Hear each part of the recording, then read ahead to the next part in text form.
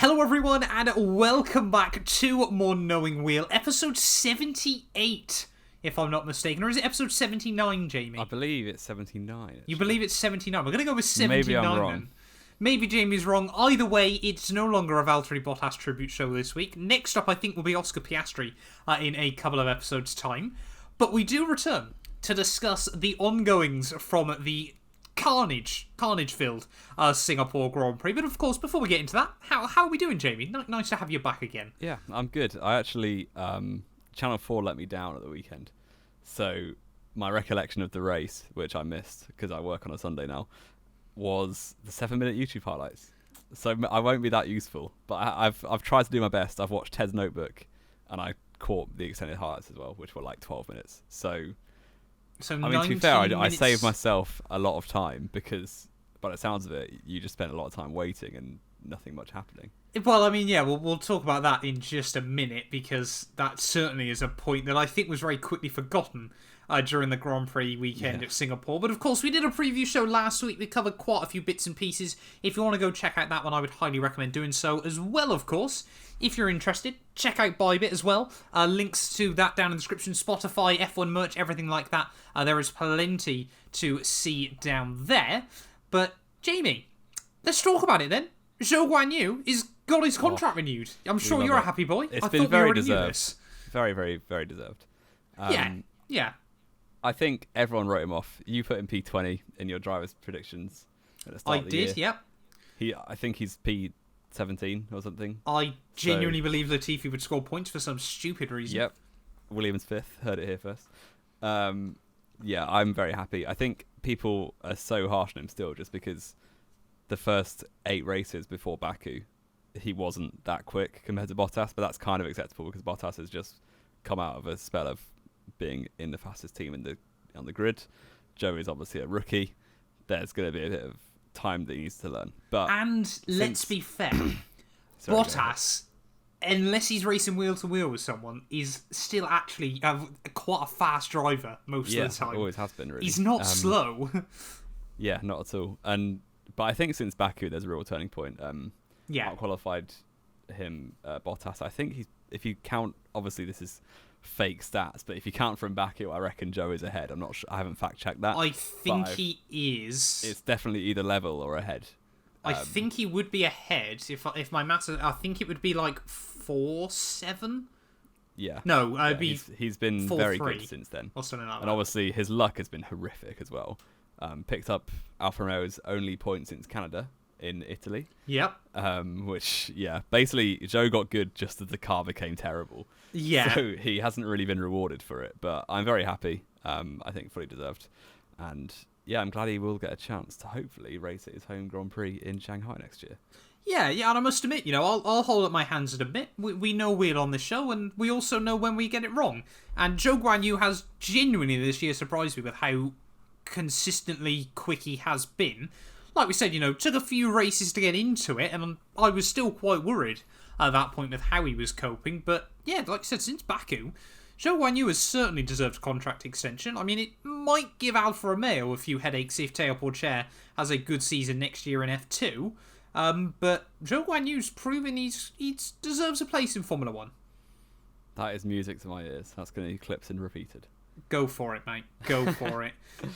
Speaking of drivers just making their F1 debut, Fernando Alonso started his 350th Grand Prix this weekend, which, let's be fair, is absolutely insane. He's now the most experienced driver in Formula 1.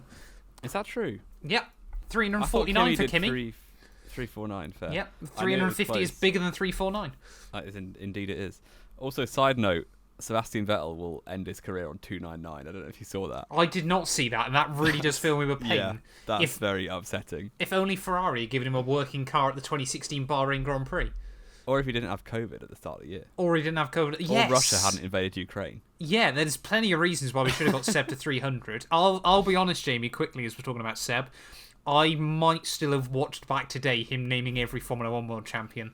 Oh, it's quality, isn't it? I'm starting to get a little bit worried that I'm going to miss him more than I was ever prepared to admit. Wow. I think Matt, with the honest truth today. I think unreal. I want to see Seb still around Formula 1 when he goes. Because, I mean, we've said this for a little while, haven't we? But you can argue Seb doesn't love the sport more than any other driver currently. I think that's true, definitely. He's got so much respect for it, I think, which is incredible. But talking about another multiple world champion that we just immediately glossed over, Alonso. Yeah, sorry. Yeah, we'll be here forever, it feels. Is it a 3-year deal he's got with 2 years with Aston Martin. So that's getting on for 50 more races. He might even touch 400 if he gets that third extension. Well, he will touch 400, won't he? If each calendar's going to be 24 races, that's crazy. Alonso's going to have 400 Grand Prix, and he should. I'm literally saying this now to tilt every comment I get every week, but Alonso should have quit after about 100. You know, get those 2 world titles locked up, and then just give it up, mate. Like, he's just been crowding out space since. Ferrari'd. He did get heavily Ferrari'd for a long time, and I mean, I feel like I should respond to the comments talking about Fernando Alonso, because don't get me wrong, I don't think he's a bad driver. Thank you. That needed clarifying, didn't it? But I don't know. It just feels a bit strange that he's kind of just mixing it up in the midfield. Like, if you're in a top team still, I understand. But yeah, it is a bit. I guess I don't really get what he sees in it still. Which I guess he still thinks he can win, which just seems a bit. But not with Aston Martin. He'll go down there on the first day, and it will just be Stroll moaning about something, and the team crying, and then think, "What on earth have I done?" Yeah, I think he's still one of the best drivers on the grid, like top 6, quite comfortably. Top 10. I think. Top 10 for me. Top 10. Behave. I think, yeah, I could name a few drivers better than Fernando Alonso. Fair enough. Shall we move on before we lose all our Spanish viewers? Hola, by the way. Another bit of let's lose all our Red Bull and Aston Martin viewers, shall we? I mean, I'm going to be Team Red Bull over here. Okay. It's a non-story, the Is budget it? cap thing. Right. I mean, I think I know exactly what went on. Right. Okay, I'm going to sit back and let you tell me the inner goings of Red Bull and Aston Martin. Horner, and please indulge me with this fancy story. There is talk. It's all speculative for now. But 2 teams have supposedly broken the budget cap for 2021. But only a little bit, which is obviously against the rules. By a little bit, we mean under 5%. Under 5%, which is about $8 million. Yeah, which $7 million. If someone wants to accidentally give me $8 million, then that's I'd take that. Yeah. So the thing that people are annoyed about is because it's not really in the spirit of the rules. Obviously, they've broken it probably on purpose. But the stupid thing is the technical directive, or not technical, sorry, it'd be sporting directive. The punishment for overspending by less than 5% is a fine. There is no real consequence. That's not true. It's not confirmed yet, but judging by the FIA rules, there can still be points deductions and many other things. It's deliberately vague for some stupid reason. Yeah, but I would have heavy intuition that it will just be a fine. Which, if it is, that's very clever from Aston Martin and Red Bull, because they've basically just got an extra 5% on their budget. For a slap on the wrist. I mean, this is I think Formula 1 has kind of backed themselves in a corner here. Because let's be fair, if they fine Red Bull, what stops Mercedes and Ferrari spending $400 million again and then just paying out on the fine? Well, because more than 5%, you would start getting the deductions. I think. But I think this is the problem, isn't it? Like, I don't really get sort of how you know exactly the inner workings of what's going on there. You came out very confident and then have kind of just told us what we all know. Yeah, well, that's what I do. But, there's no way Red Bull or Aston Martin, well, maybe Aston, but there's no way Red Bull have accidentally spent more than they should have done. So I think they've done it intentionally, knowing the punishment is very small. I think they might have done it intentionally, hoping the punishment is very small. I mean, this is the thing, isn't it? Because it's still speculation currently. Of course, normally when there's rumours like this in the paddock, like if it's one team and everyone's saying it's one team, it is always that team that is under scrutiny. Like, it's not suddenly going to turn around that actually it's AlphaTauri or someone else has overspent. Apparently as well, Aston Martin was just in the way they've reported it was where the error lies. There was no actual financial overspend. Apparently it is only Red Bull that have overspent budget. But I really do think they're going to... If you remember back, Jamie, I want to say it was 2013 wasn't it? I think the FIA are going to be quite clever with this, like they did then. Because do you remember when Mercedes did that Pirelli tyre test they weren't meant to? So then they were banned from, was it the Silverstone Young Drivers test? Young Driver test, because they tested their 2013 car with the 2013 drivers in Spain. So I think what we're actually probably going to see is if Red Bull have gone over budget, either they're going to be forced to use a lot less budget next year. Say for example, I think the budget's 135 million, isn't it, next year? Mm-hmm. I could see them being reduced, say, to 120 million or something like that. Yeah. Or they're going to be massively reduced for like wind tunnel time and that sort of thing. Yeah. Because let's not try and beat around the bush here for a minute. When we're talking, especially if it was last year, that could not only be 2021 car, but also 2022's car.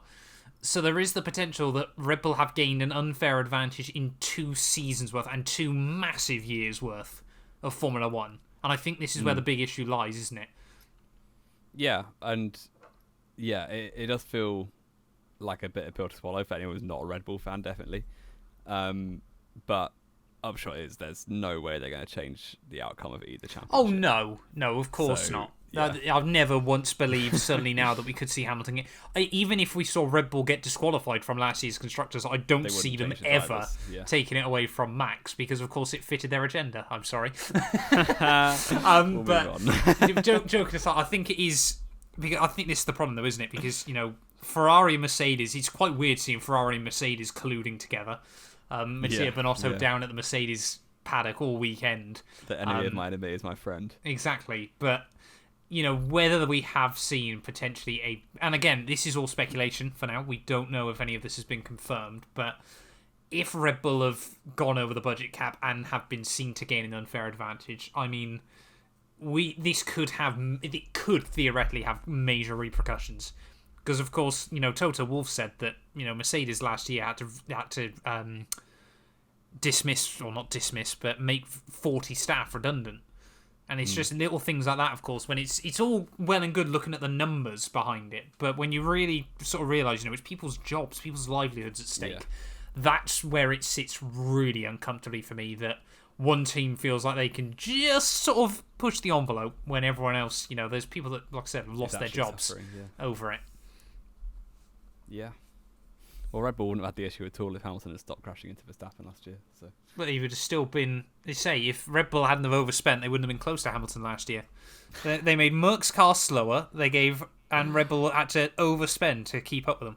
And even by the end of the year, they were still slower. We'll move on from beating this dead horse anymore. There's the actual race that happened 15 minutes into this podcast. There is, apparently. Singapore Grand Prix, first time back since 2019. Finally, I love Marina Bay. Marina Bay is quality. Yeah. Before we get into it, though, properly, I just want to sort of shoehorn this point in. Is it just me that wouldn't mind seeing a Singapore Grand Prix 1 year in the day? Because I think... don't get me wrong. Why wouldn't it be possible? It would be as hot as Malaysia, wouldn't it? But that is possible. I mean, it is possible.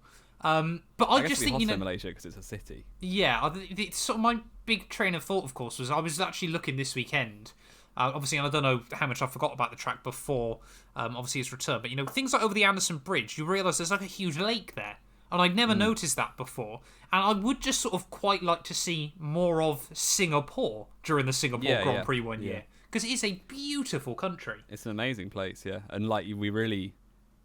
I don't know, you picture... what other city venues are there? Like Baku, for instance. You can picture half the city based on the F1 track. Yeah. You go to Singapore, you just picture some night. And some huge buildings. Yeah. Yeah. And it's a bit of a shame because it is an amazing place that we're just kind of missing out on. Obviously, the teams get to experience that and everyone in the F1 circus will get that through the days and stuff. But yeah, potentially. But I really don't... I think there's a reason they put it at night because of the heat and because of all the... Yeah. It would be very hard on everyone to do it in the daytime. Yeah, and I mean, that's a very good point that, to be honest, I hadn't really considered, but I think it would just be quite... I mean, again, we sort of get it in free practice, don't we? Sort of FP1 and FP3, you get a bit of a good look at the city and things like that, but I would just, 1 year, like to see a Singapore Grand Prix in the daytime. Let's get into qualifying, though. Sorry, my little extra side note there. Qualify. I mean, all weekend really, wasn't it?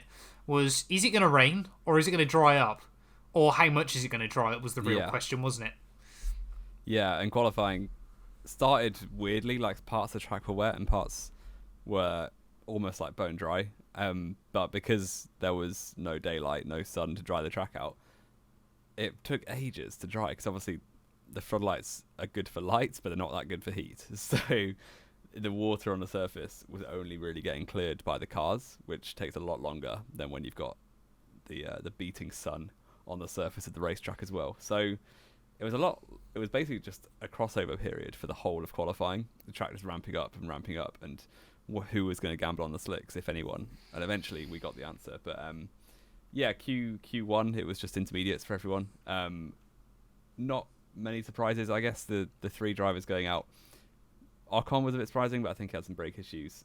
Both Williams were on the back row, and along with Ricciardo, which is not really that surprising anymore. Nope. And Valtteri Bottas, which is It's a little bit surprising. Less and less surprising, hasn't it, as the season's gone on.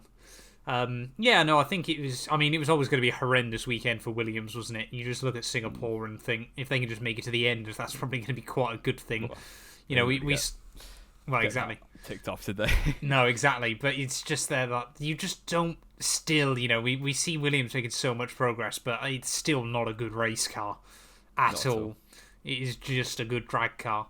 But moving into Q2, though, track was still getting drier and drier. I mean, we had Martin Brundle's advanced PhD-esque maths to try and work out when it would be the right time to move on to dries. Yeah. What was it? Pulled a number out of thin air. Which was 4 seconds past last year's pole time, plus 10 seconds, minus something or something bizarre. Bless him, I don't know what Martin was really thinking. But we did see a couple of cars gamble it towards the end of Q2.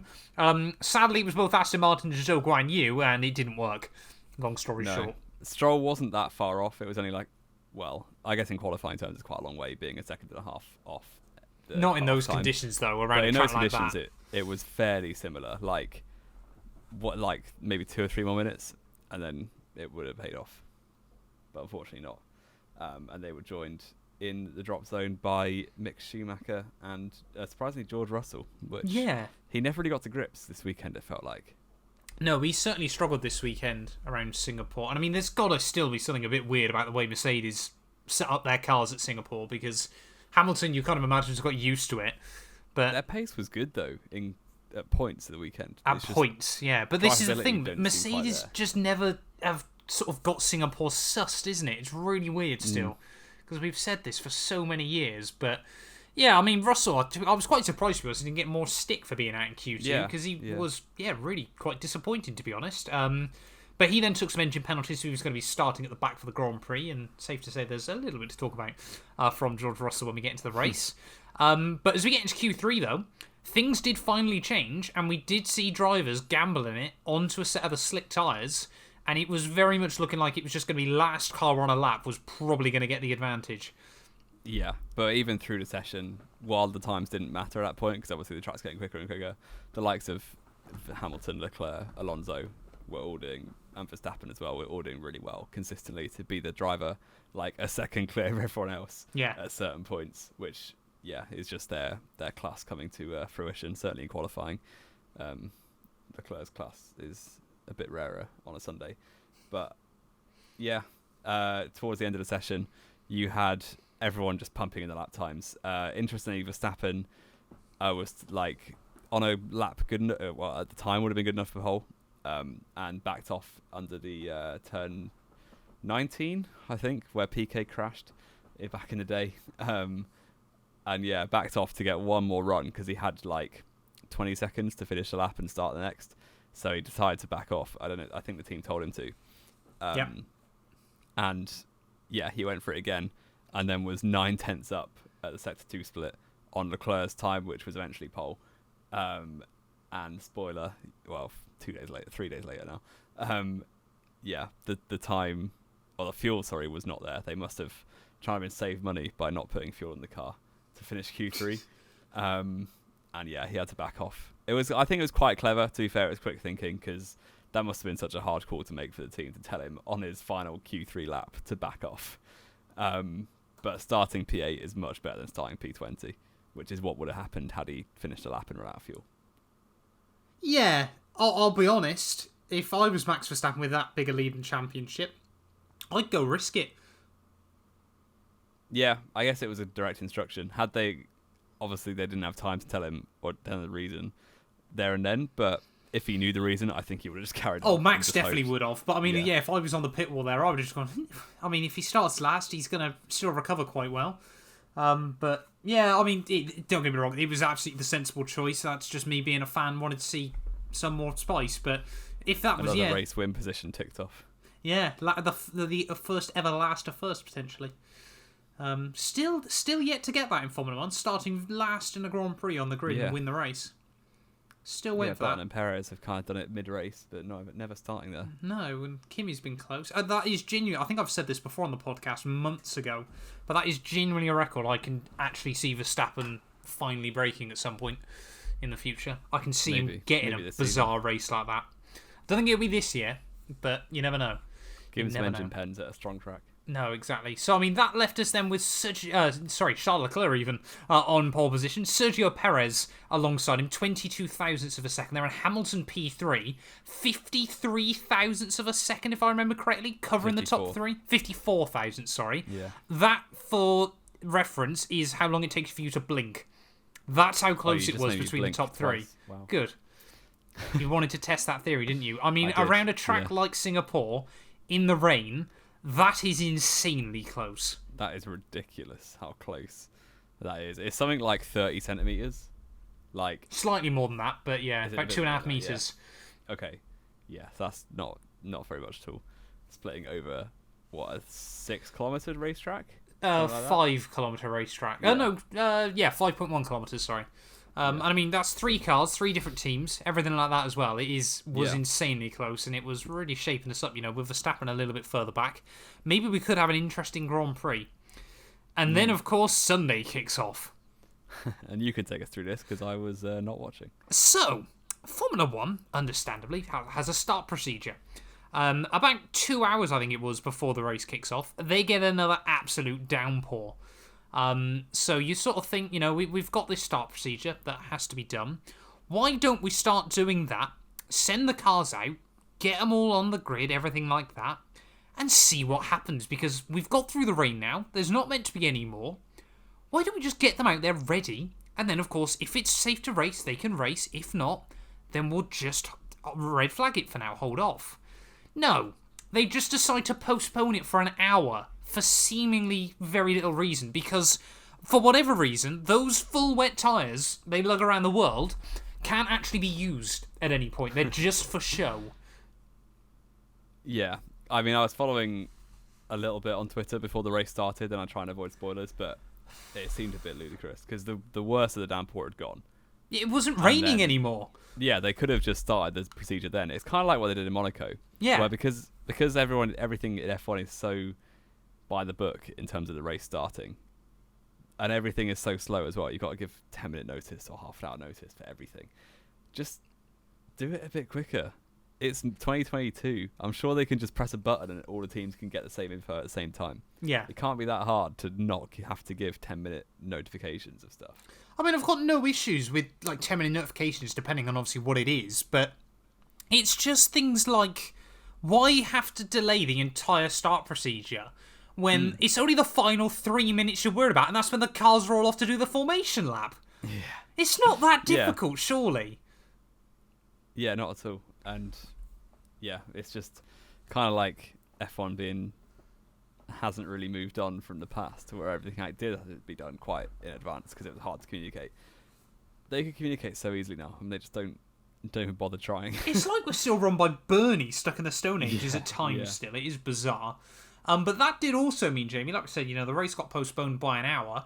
Obviously, we've got a 3-hour time limit in Formula 1, so we got postponed to 9:05 Singapore time.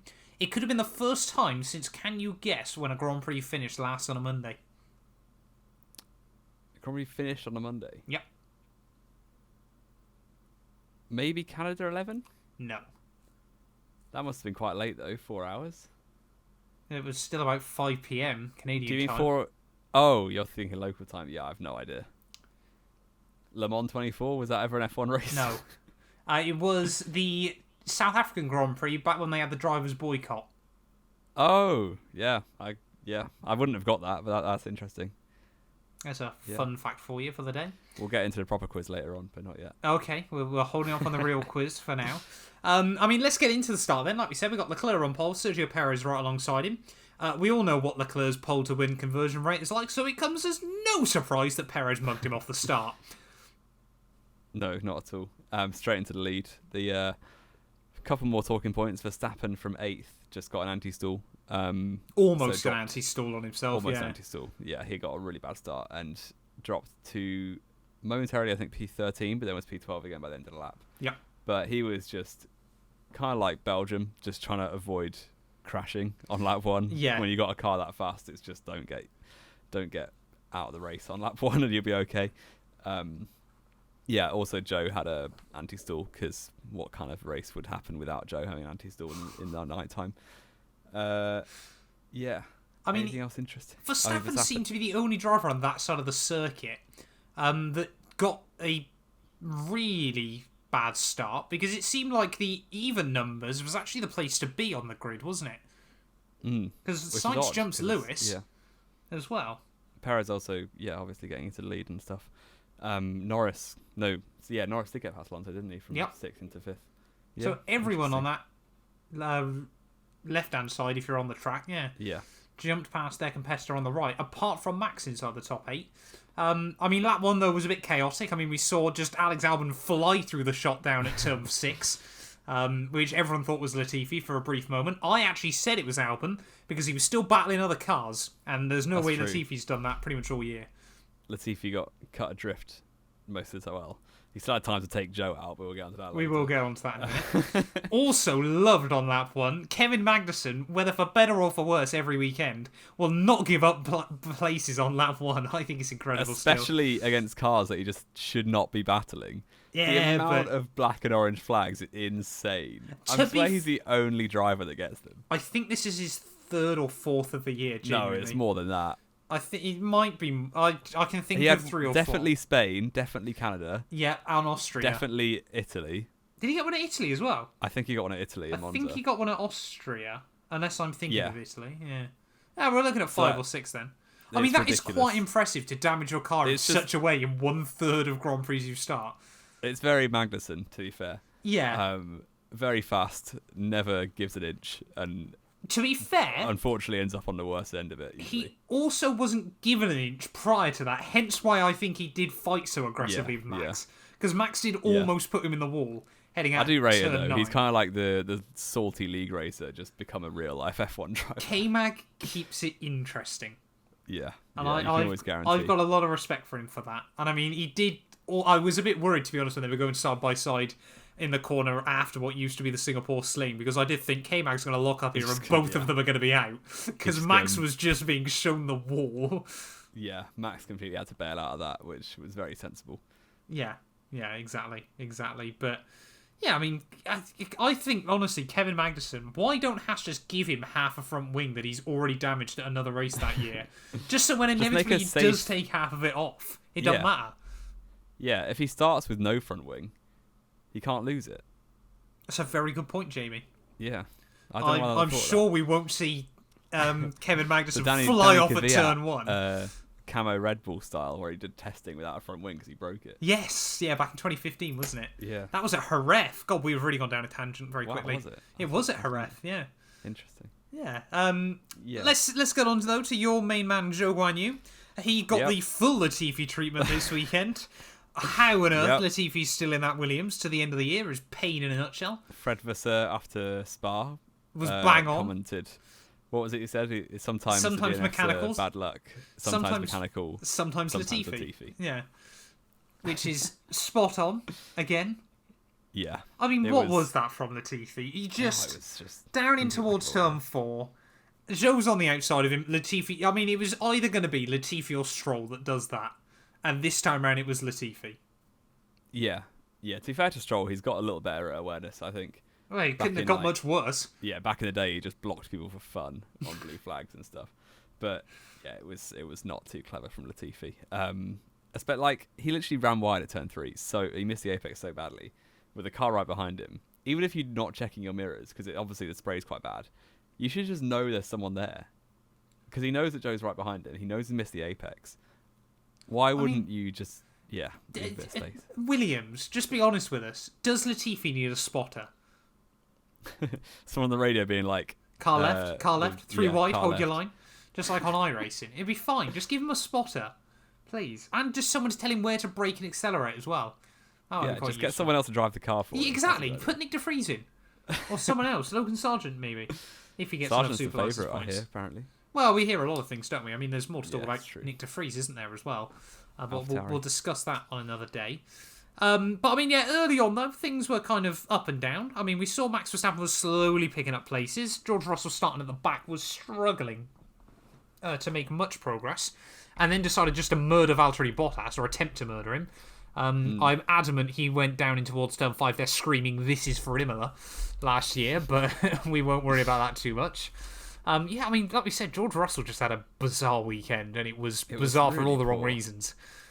Yeah, it was not like Russell's biggest thing this season has been his consistency. Yeah. He's not really dropped a shocker like that. I guess there was a couple of qualies where he went out in Q2 early years, but the car was trash. This is the first sort of real stinker of a weekend, wasn't it, for George Russell? I guess you could count Silverstone, but obviously very different circumstances. But yeah, I mean, the race was sort of fairly calm early on. Even Max Verstappen was struggling to pick up places until Fernando Alonso saw him behind him and just decided to clutch the Renault power unit and retired. Yeah, Alonso always doing his best to help Verstappen out. Exactly. Had a retirement. Alonso now claims it's 60 points that he's lost due to reliability this season. How many points did he think he was going to get this weekend? 46 or 10? 10. Okay. Yeah, but then at least 2 other drivers also think they were finishing 5th. Yeah. Yeah. So I know Gasly and Stroll both say we could have 5th. And one of them, who I'm sure didn't think he'd finish 5th, did finish 5th in the end.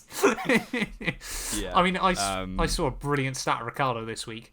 What was that? You know, prior to the Singapore Grand Prix weekend, he has more tattoos than points this year. 21 tattoos to 19 points.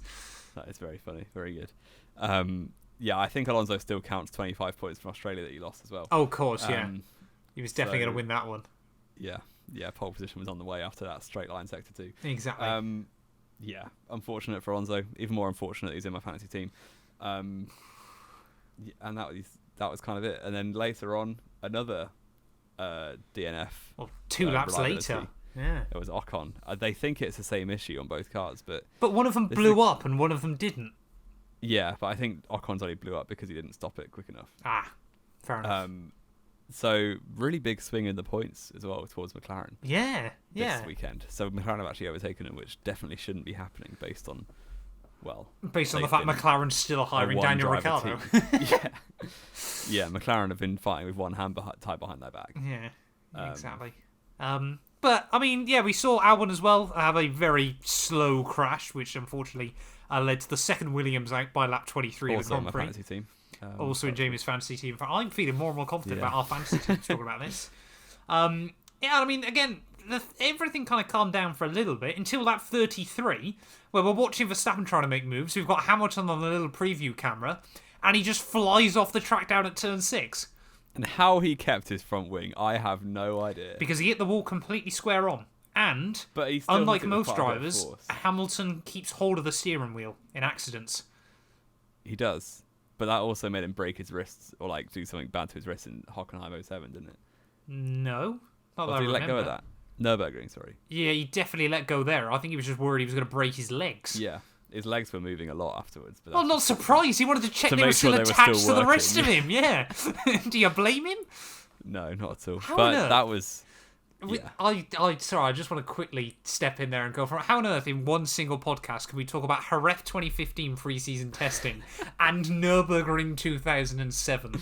The tangent to Marcus Winkelhock, the man, the myth, the beast. Exactly. But yeah, I mean, whilst Hamilton's stuffing it in the wall, George Russell's been on dry tyres for about the last 5 laps and is just going nowhere. It was very much around Singapore. I mean, I can tell, bless him, I really like George as a driver, but you just know he was there thinking in that cockpit going, I'm going to call this, and I'm going to win this race, and it's going to be the greatest thing ever. Well, he tried it in Canada, didn't he, in qualifying? Yeah, and it didn't work there either. It didn't work there. He's too keen. He's too keen, George. He certainly is. He certainly is. And then, I mean, the last of our retirements, though, from the Grand Prix, lap 36, Yuki Tsunoda suddenly just decides he's on fresh, dry tyres on a still slippery track. He's just going to go full send at the Singapore Sling and never even looks close to making the corner. No. He set his his PB in first sector. Wait, was that straight out of the pits? I think it was one lap after. It might have been straight out of the he pits. got his personal best sector 1 and then didn't finish sector 2 because he just stacked it. I mean, Yuki Tsunoda, I love the guy. But it is very much a win it or bin it, and sadly he's not winning it much still. I like that though in Yuki. He really does sort of bring back what made Japanese drivers in the past great. And by that I mean watching Takuma Sato on a Saturday qualifying lap go absolutely mental and normally stack it. Yuki really is just... Takuma Sato in the Super He was such a baller. Like, man. Even in the BAR, just always, whenever anyone talks about Takuma Sato, I just remember him absolutely chucking it over the final chicane curbs at Canada and flinging the car off the track. Another They're fun to watch. Another tangent. But, I mean, a couple of laps later, though, the unthinkable happens. Max Verstappen, after a safety car restart, trying to look up the inside of Lando Norris, completely destroys his tyres, running down in towards turn 6. Yeah, that was a weird one from Max. Because he was almost like... You don't see it very much anymore, that kind of rash decision making almost. But yeah, he's on dry tyres. There's only really one dry line, or maybe 1.5 if you're generous. And he goes so far. Oh, sorry, I hit my phone there. So far to the inside, and then just completely. There's no chance there's any grip out there. His think he hit a puddle originally. Away. He bottomed out supposedly. Yes, But yeah, I thought it was very, very quick thinking of him to flick spin it like that. That was very cool. I think there also needs to be a bit of race. I think there needs to be a little bit of credit there as well to Lando Norris, because he really knew what he was doing in that moment. Oh yeah. We saw so many drivers for whatever reason try and go defensive when but there was no point. Just stick to the dry line and the other car's not going to be able to get past. As we found out on lap 40, when George Russell just tried to barge Mick Schumacher out of the way for some reason. And then complained about Schumacher. I was like, what's happened there? What is he doing? You turned in on him, mate. That's what happened. Again, just such a eggy weekend by George Russell. You just don't see those things often. True. But I guess it is what it is. And I'm sure he looked back and went, actually, that was my fault. Because he's normally pretty level-headed with that sort of thing. But yeah, I mean, we sort of then had Max, of course, having to try and slice and dice his way back through again. But really, most things had calmed down. I guess the only sort of other interesting point was, of course, that Perez was being investigated whilst leading the race because he hadn't kept safety car procedure. But I guess that's less interesting now, of course, because we know he didn't get penalised for it. Or he did, but not enough. He did. He only got a 5-second penalty for it. What I wanted to ascertain, because in the 7-minute clip, the highlights that I watched, they didn't cover any of that at all, which is very helpful. So he was investigated for 2 different infringements. Were they within the same safety car window? So there was 1 after the first safety car, and then 2 after the second. Interesting. So he technically got a reprimand for the first one, and then a 5-second for the combination of the second 2. No. That would be far too simple for the FIA to do, Jamie. Okay. From what I read about it, he was given a reprimand for the first, or a warning even for the first one. Then the second one, he was given, he was let off because they took into account the conditions. And then the third one, 2 quarters later, they didn't take into account the conditions anymore and gave him a 5-second penalty. It just screamed they didn't want to change the winner after the race. Which, to be fair, is consistent for the FIA because they never changed the winner after a race. No, whether it's the right thing to do or not. But before that, we had lap 57, though. Hamilton trying to apply pressure to Seb. And he just, 2 laps to go, just tried to go for a move. And it was never going to work. Up the inside, dry tyres, wet track. And he just slid off and Verstappen snuck back past him. Yeah, it was...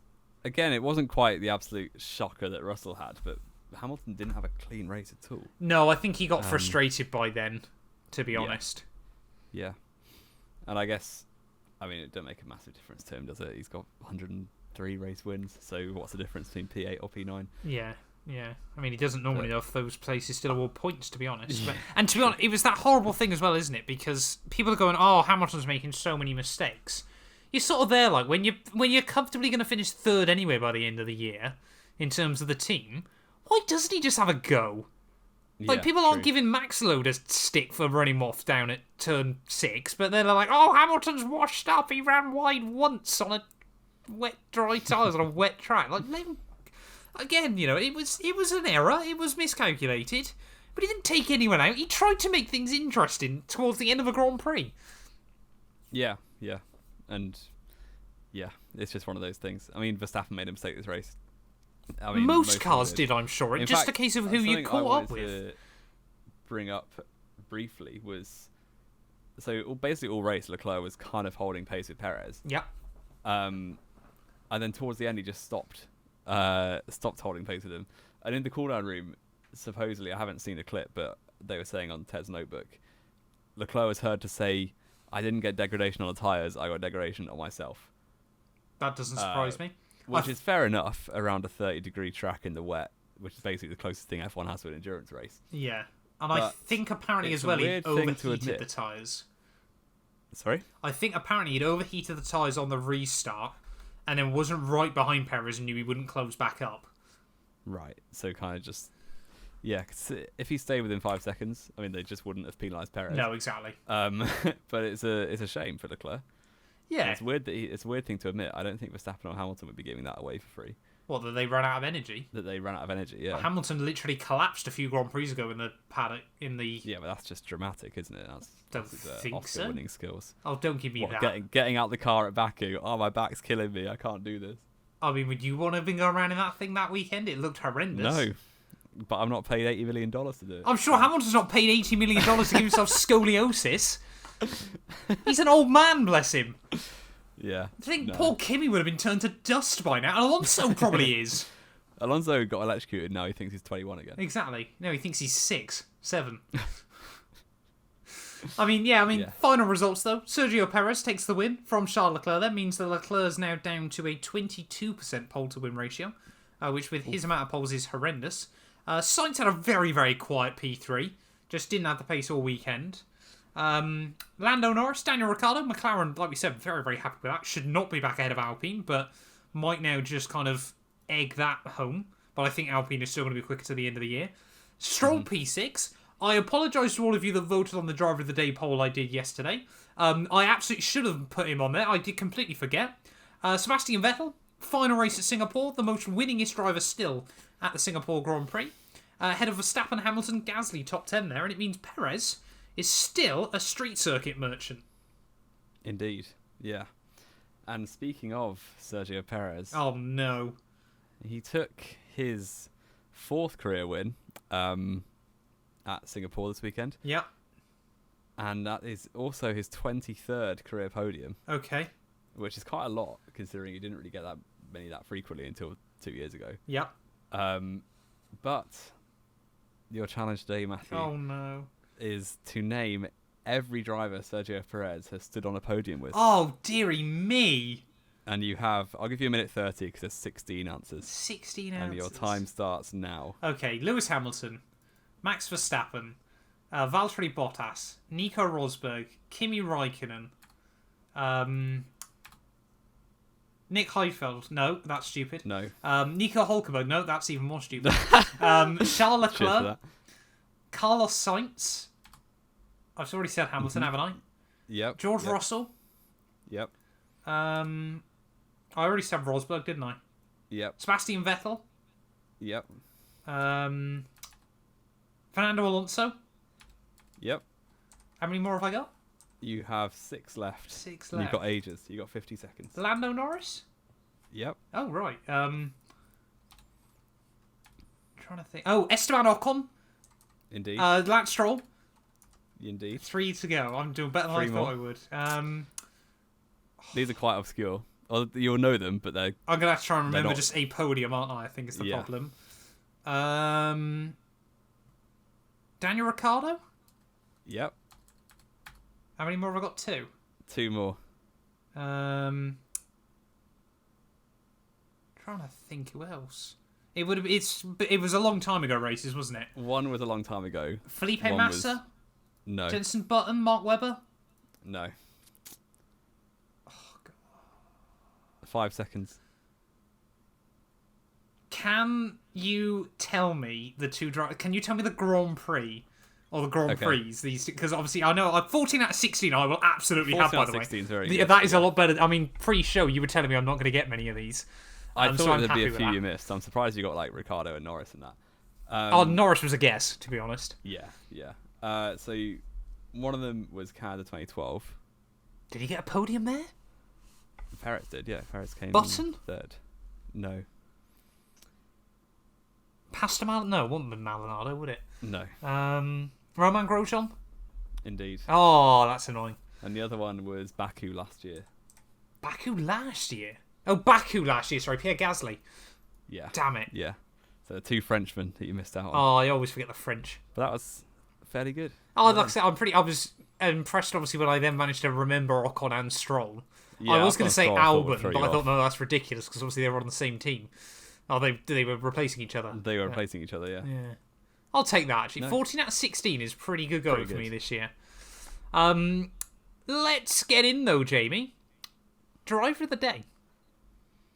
Now, this is a hard one, because I didn't actually watch the race live, obviously.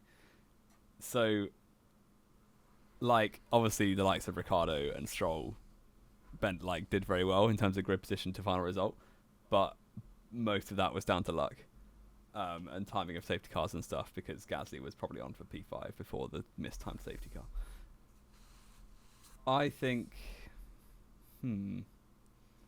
Norris deserves a shout. I don't know who I would go for. This is the thing, wasn't it? Lando Norris was still quicker than Ricardo pretty much all day long, but it just happened he started 10 places in front of him that no one cared. Yeah, and Norris also, for a bit, was keeping pace with Sainz until Sainz got his confidence back. Yeah. I think I'll go for Norris. Why not? Fair enough. I am going to say... Again, Ricardo, Stroll, I think both deserve a big shout-out there. I'm going to say Perez, to be honest. Fair. In the kind of race definitely. where you might expect him to make a bit of a mistake, he was cool, calm, and collected. And let's be fair, at the front of the field, if you'd told me Verstappen was in that car this weekend, I would have believed you.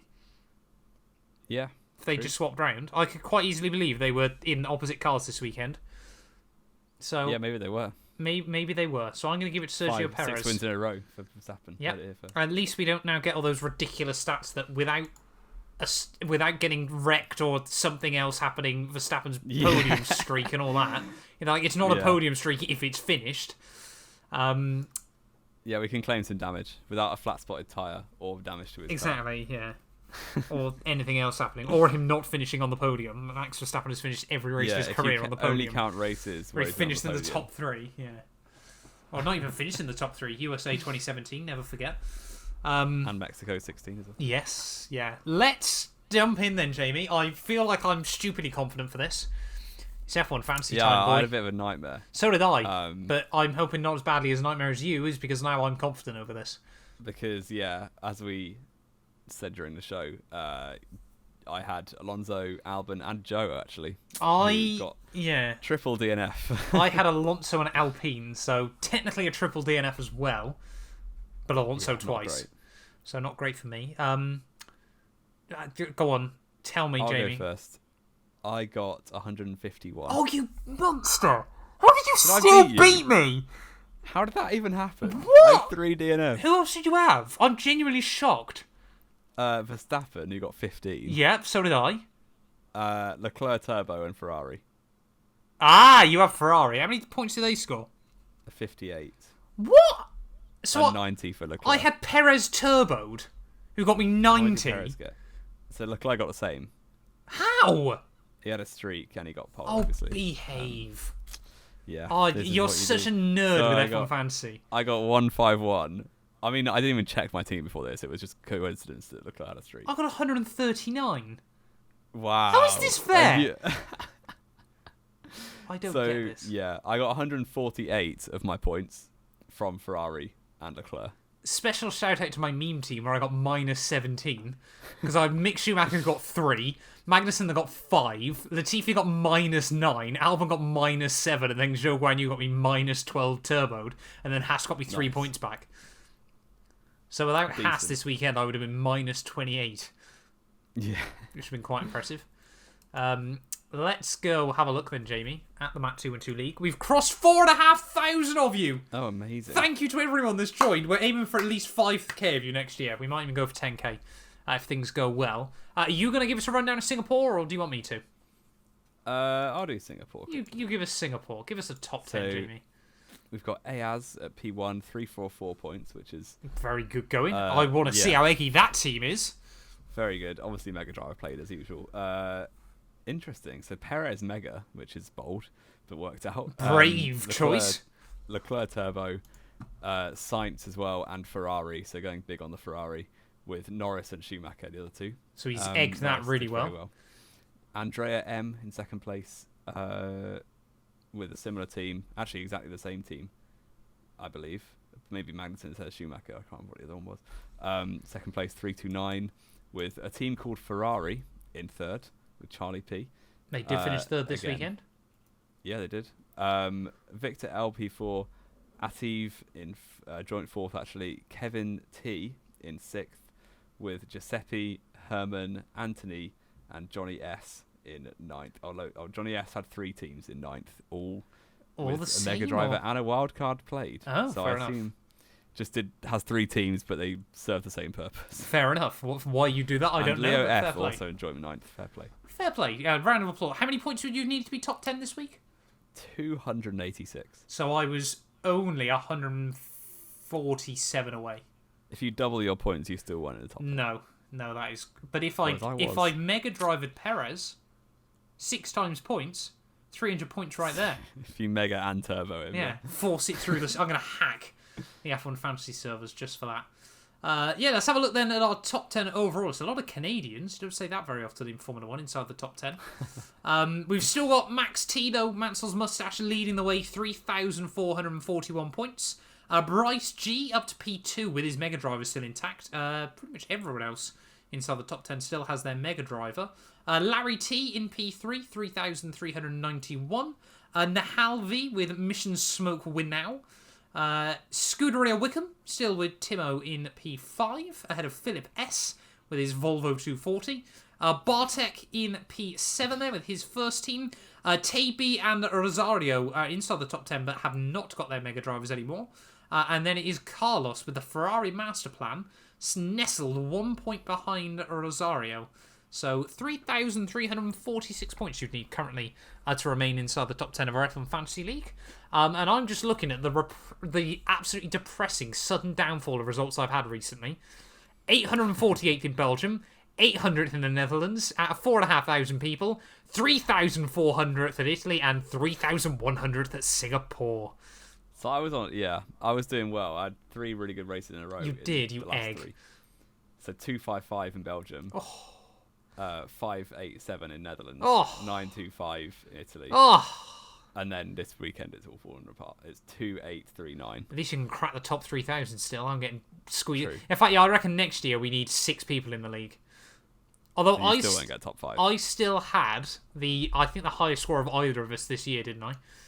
Oh, what a meaningless stat. You mean the best one-off race Yes. or whatever? Yeah.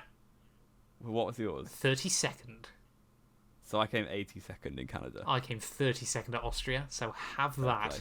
I've got my Mega Driver to use still. So have I. It's still available. This is what I do want to get into, though. Predictions recap! I did good for once! Jamie had a nightmare! Let me load up the scores. All 3 of my drivers at various points were down certain run-off areas. All the same run-off area, actually. Remind me, Jamie, how many points you scored this weekend in our predictions. Just so I can hear it. Just this weekend. I got a 0. Ha! I got 3. I think that's the first time. Certainly, it's the first time I've got 0 for a weekend. I think you might have done. I think I scored 1 on quite a few occasions, but I don't think I've had 0 yet. I mean, my podium, to be fair, wasn't good. I got Leclerc pole, and then I got Leclerc podium, but wrong position. And to be fair, Verstappen should have been pole if the team hadn't told him to back off 2 pole laps. That's not my worry. It's true. It's true. So the points have come down. They have. To 53 to me still. Yep. And 42 to Matt. Which 11 isn't points. That bad. Yeah, I'm gonna win this. I feel it. Last few Grand Prix of the year. Yeah. I'm gonna win this. Oh, it's double header, isn't it? I've got another podcast to record on Thursday. We have got another podcast to record on come Thursday. No. Jamie, final thing then before we finish this week's show. Race rating. Out of 10, what are we giving the Singapore Grand Prix? I feel like it's been really weirdly reviewed by people this week. Some loved it, some hated it. I mean, the 7-minute highlight clip that I watched were fairly entertaining. So I'll give it a 6. I was going to give it a 6 as well. I think it was a weird mixture between entertaining and very dull all at the same time. Yeah. I'm glad that I didn't have to wait an hour for the race to begin. It didn't bother me too much because there was still a belief there that it could have been chaos. But True. It kind of just wasn't. This is the problem when you get drying races are the dullest. Because, of course, a dry line forms and then no one can go off it. And then nothing happens. What we should have done is just raced in the rain and then things would have happened. But we love the FIA, apparently. Anything else to add, Jamie, before we wrap this week's show up? I don't believe so. No, we've done pretty well. Like we checking Twitter real quick. Well, we'll be back before Japan, of course, come Friday to discuss the goings-on ready for the Japanese Grand Prix. Formula 1 returned back to Marina Bay, loved it. Formula 1 returning to Suzuka as well. I think the new cars around there are going to be exciting for 2 reasons. 1, following each other through the S's. 2, watching them bump along the circuit, because it is bumpy, old school. Bumpy. We are going to see 130R. People are going to scream. True. Thank you all so much for listening, and we will return next week then with more, or even, sorry, the end of this week even, I should say, with more Knowing Wheel.